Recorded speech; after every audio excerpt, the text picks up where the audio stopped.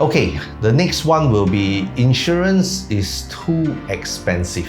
Okay, just to highlight, okay, I'm doing all this objection handling without understanding the whole situation. So these are more like generic answers.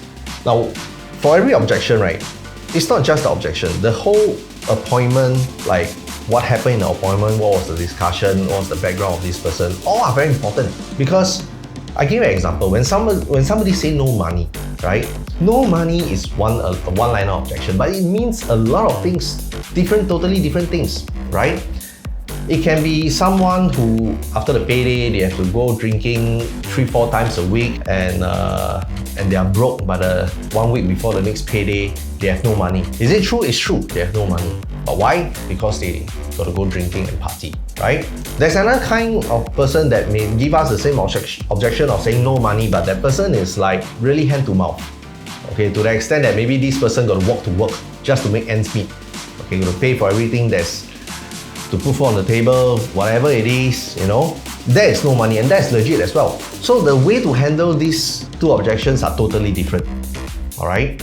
So I just want you all to understand that this session, because we don't have the background story of how did the objection come about, so we can only use generic ways, or maybe a few ways to I can give you a few answers so you see which one helps you in your appointment, right?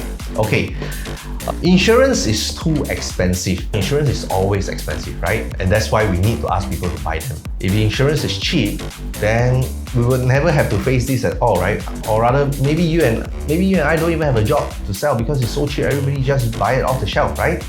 Now, insurance is too expensive. The straightforward way, all right, the hard and fast way to handle that will be, okay, if you feel that's too expensive, then how much can you afford? Or at what price would you buy the insurance? Now, this is a very, very straightforward way of handling the objection, because I throw the ball back into its court, the prospect's court. So basically, I'm telling the prospect, like, well, if it's too expensive, it's fine. So how much do you want to buy today? So this becomes another closing question immediately. So how much do you want to buy today? 1,000 a year, 2,000 a year? So that's one way, right? Very straightforward.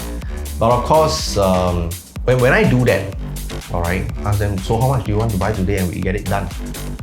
So normally, this is to test whether is this a smoke screen objection or is it a legit objection. Because sometimes they may come and tell me, no, because you see, I already told them you can buy whatever you want, right? It can be like $1,000 or even $500 a year. And that's where for people who use this as a smoke screen objection, they will come up with other objections. What we want to do is to uncover the real objection and handle the real objection, right? So sometimes they will say that, yeah, but then again, I don't know whether this plan is very suitable, etc. Sometimes this happens. So we need to do all these things, all right? We need to test, we need to check what is the real objection. We need to uncover it, right?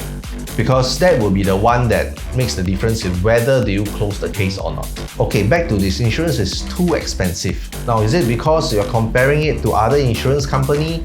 Is it because it's taking a large bulk of your monthly expenses if you were to take up this plan that I propose? So we need to ask first. We need to clarify, all right? And for example, if let's say he says that in terms of his budgeting, it's beyond his budgeting. Now, you see, I can spin off to a lot of situations, okay, and you slowly understand. When they say that this is expensive and because it's due to it exceeds their monthly budgeting, right? There is, okay, one part of it is like, okay, put it this way, let's say they earn $5,000 a month. They can only spare that amount every single month. All right, that's all they can. And a lot of agents, they like to suddenly become so-called cash flow experts, teaching people how to spend their money. And my suggestion is never do that. Even if the person tells you that he needs to drink 3 nights in a week, and that's where most of his money goes, do not try to change, do not try to give life advice that he should clean up his life and live a healthy life, stop wasting this money, sleep early, put the money into insurance. Don't ever do that, because most of us don't even listen to our mother on how we want to spend our money. how do you expect prospects to listen to you, right? So don't ever do that. A better way would be to still hit on the importance of buying this insurance, or the benefits of buying the insurance. That's more important. In every decision that we make in life, there's a push factor, there's a pull factor. Either we are pushed to do it, or there's a pull factor for us to make us want to do it, right? So, for example, a push factor, what can be a push factor? A push factor is, I had this client, many years ago. His monthly income was just $700 a month. $700. He was going to buy a $250 per month plan from me, and I was the one who actually asked him. I mean, with that salary of yours, it's not easy to survive in Singapore, right? In a country like Singapore. Now, if you were to put aside $250 for insurance and you're left with like, what, $500 a month, isn't it going to be like a stretch for you? And his answer was very inspiring. It was a very simple answer, but the moment I hear it, it made me fully understand. When people know the importance of insurance, they will be more than willing to make that sacrifice. So his answer was this. He said, yes, I know my pay is low and I don't have a lot left. In fact, I don't have anything. I don't have any asset. I don't have any savings. But I do know one thing. When something happens to me, because of this insurance that I bought, that I'm buying now, I know that I have a sum of money to depend on because I have nobody else to depend on.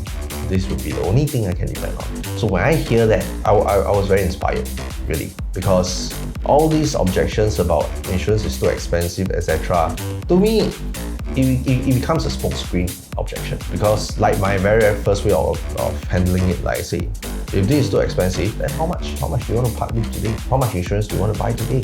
If that's too expensive, tell me a figure that you're comfortable with, that will have solved it. My suggestion is focus on the push factor, on why this, based on this person's situation, why this person must buy. Or pull factor, of course, whereby if you are able to share with them, like if they have this insurance, what kind of benefits will they or their loved ones get? What will they get if they have this insurance? So push or pull factor. So to sum it up, when people say that insurance is too expensive, challenge them, all right? Tell them what is considered not expensive and let's get that done today. Or focus on the needs that you think they will bite and keep punching on that hot button, okay? That's the advice that I give.